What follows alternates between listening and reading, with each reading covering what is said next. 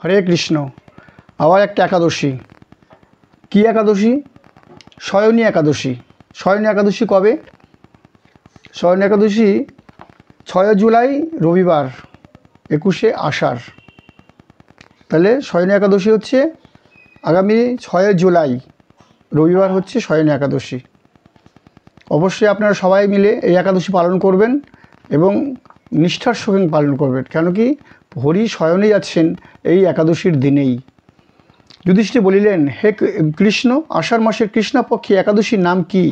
ইহার মহিমাই বা কী প্রকার, তাহা কৃপাপূর্বক আমাকে বর্ণন করুন। কে জিজ্ঞেস করলেন?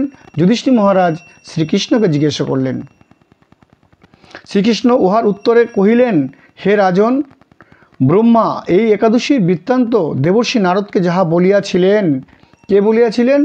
ব্রহ্মা নারদকে বলেছিলেন। নারদ যখন জিজ্ঞেস করলেন তার উত্তরে ব্রহ্মা বলেছিলেন, সেই কথাটাই বলছে।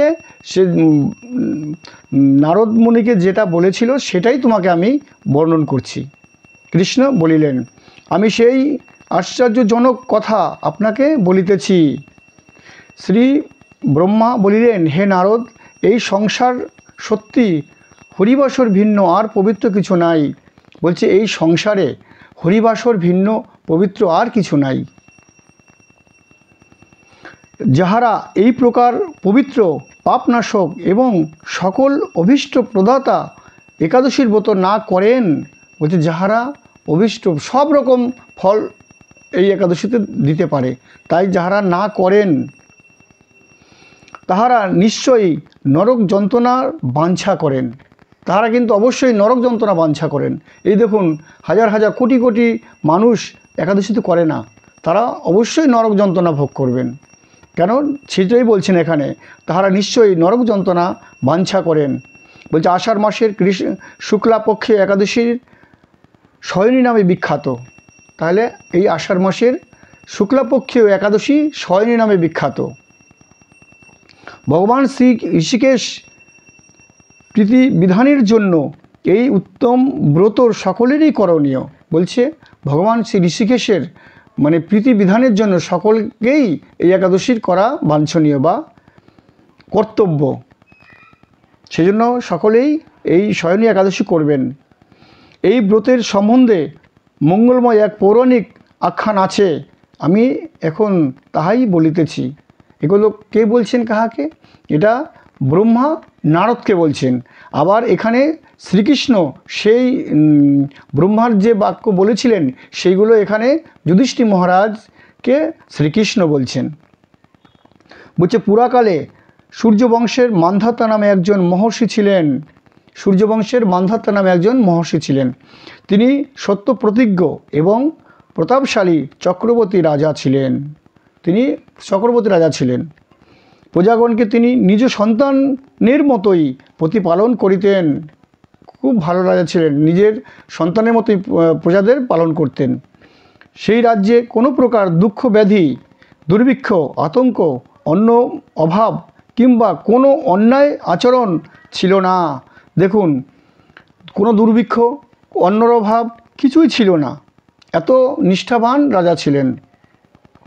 এইরূপে বহুকাল গত হইলে অকস্মাৎ কোনো কর্ম বিপাকে ক্রমাগত 3 বৎসর ধরিয়া এই রাজ্যে কোনো প্রকার জলবর্ষণ হইল না। কোনো অমঙ্গল কার্যের জন্য এই রাজ্যে 3 বৎসর কোনো বৃষ্টি হলো না। দুর্ভিক্ষের কারণে সেই দেশে দেবতাগণের উদ্দেশ্যে দান মন্ত্রের ধ্বনি সাহা সধা প্রভৃতি বন্ধ হইয়া গেল। বেদপাঠ ক্রমশ লুপ্ত হইতে লাগিল। অতঃপর প্রজাগণ রাজার নিকট আসিয়া বলিতে লাগিলেন, হে মহারাজ, দয়া করিয়া আমাদের কথা শ্রবণ করুন। বলছে, হে মহারাজ, আমাদের কথা শ্রবণ করুন। কারণ 3 বছর কাল বর্ষা হয়নি, সেই কথাগুলোই মহারাজকে নিবেদন করতে এসছেন। বলছে নার শব্দে শাস্ত্রে আছে জল। তাহলে নার শব্দে কি? বলছে নার শব্দে শাস্ত্রে জল সূচিত হইয়াছেন। ভগবানের বিষ্ণু সেই জলেই অবস্থান করেন বলিয়া তিনি নারায়ণ নামে পরিচিত। বলছে নার শব্দের নাম মানে জন্যই হচ্ছে এই নারায়ণ, মানে জলে যেহেতু জল, নার শব্দের নাম হচ্ছে জল, আর সেই জলে বাস করেন বলেই প্রভুর নাম হচ্ছে নারায়ণ। সেটা কাকে বলছেন? প্রজাগণ মহারাজকে বলছেন।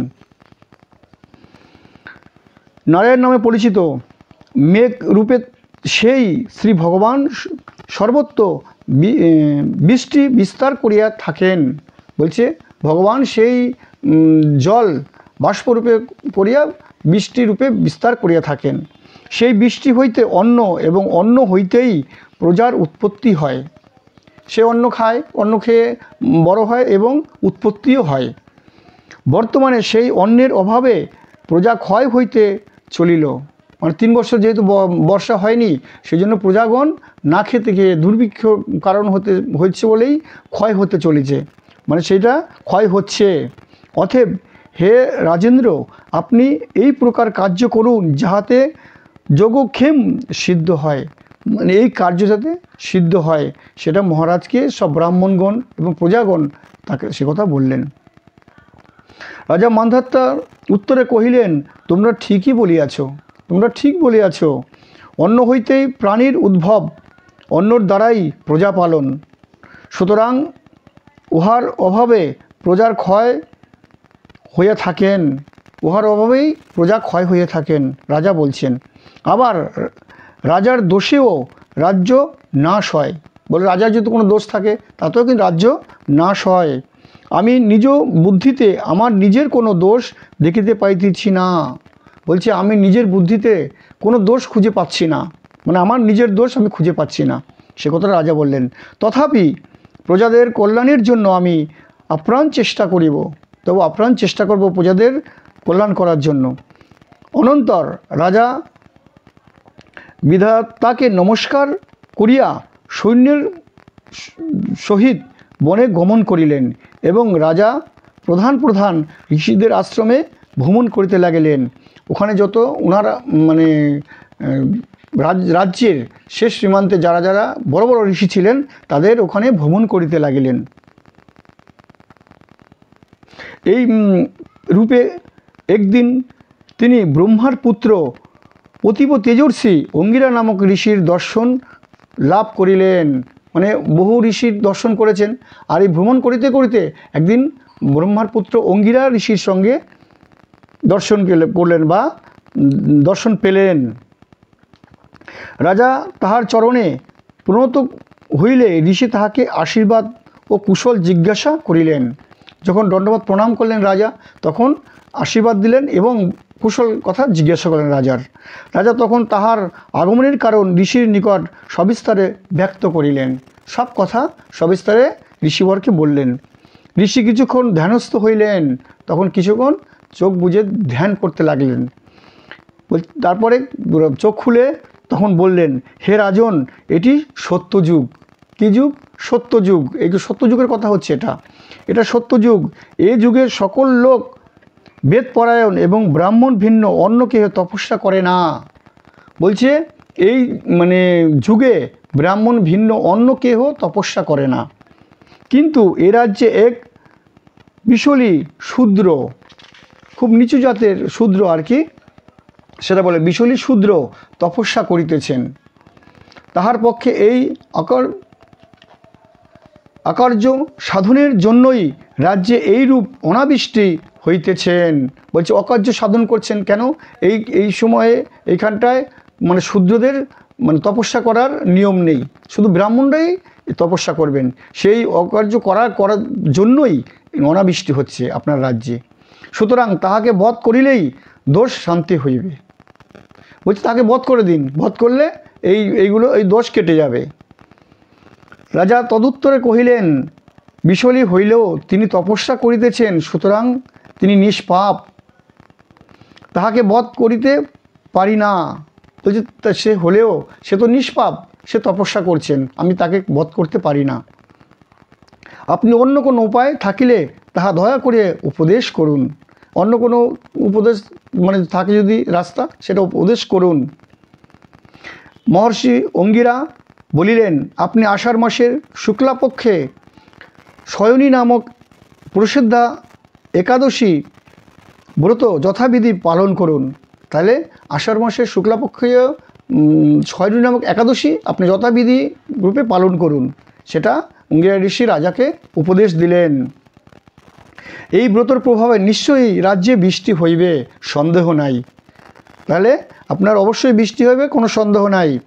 রাজা মুনির এই কথা শুনিয়া নিজ প্রাসাদে প্রত্যাবর্তন করিলেন এবং আষাঢ় মাস উপস্থিত হইলে রাজ্যের সকলেই প্রজার সহিত উক্ত একাদশীর ব্রতের অনুষ্ঠান করিলেন। রাজা সবাইকে ঢেড়া পিটিয়ে দিলেন যে সবাইকে এই একাদশী ব্রত পালন করতে হবে। সেই সবাই মিলে একাদশী অনুষ্ঠান করিলেন। ইহাতে মেঘ বর্ষণ করিল এবং ভূমি পুনরায় সহ্য শ্যামলা ভরপুর হইয়া উঠিল। ভবিষ্যত্তর পুরাণে এই একাদশীর মহিমা বর্ণিত হইয়াছেন। তাই আপনারা অবশ্যই এই শয়নী একাদশী নিষ্ঠার সঙ্গে পালন করবেন। শয়নী একাদশী করলে আপনার মনস্কামনা, সকল মনস্কামনা পূর্ণ হবে। তাহলে শয়নী একাদশী কবে? শয়নী একাদশী হচ্ছে 6 জুলাই রবিবার, 21শে আষাঢ়। অবশ্যই আপনারা পালন করবেন। আর পরের দিন হচ্ছে পারণ। পারণ 6টা 1 হচ্ছে সূর্যোদয়। তাহলে সোমবারে হচ্ছে পারণ, 6টা 1 হচ্ছে সূর্যোদয়, আর 9টা 28-এর মধ্যে পারণ। তাহলে 9টা 28-এর মধ্যে সবাই কিন্তু পালন করবেন। কেন? এই একাদশীর দিন থেকেই প্রভু কিন্তু শয়নে যান। তারপরেই কিন্তু চাতুর্মাস্য পড়ে যাবে। চাতুর্মাস্য পরের ভিডিওতে অবশ্যই আপনাদের বলবো। অবশ্যই চাতুর্মাস্য কিন্তু পালন সবাইকেই করতে হবে। শয়নী একাদশী নিষ্ঠার সঙ্গে করবেন এবং প্রভুর প্রীতির উদ্দেশ্যে সবাই হরিকীর্তন, রাত্রি জাগরণ করে প্রভুকে নিবেদন করবেন এবং পুণ্য সঞ্চয় করবেন। সবাই ভালো থাকবেন, সুস্থ থাকবেন। হরে কৃষ্ণ।